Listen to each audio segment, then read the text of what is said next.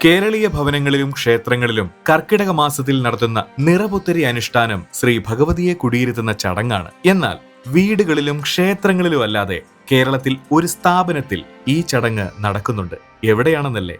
ഇത് ഹരിപ്പാടാണ്. കേരളത്തിൽ നിറപുത്തരി ആഘോഷം നടക്കുന്ന ഏക ട്രഷറിയാണിത്, ഹരിപ്പാട് സബ് ട്രഷറി.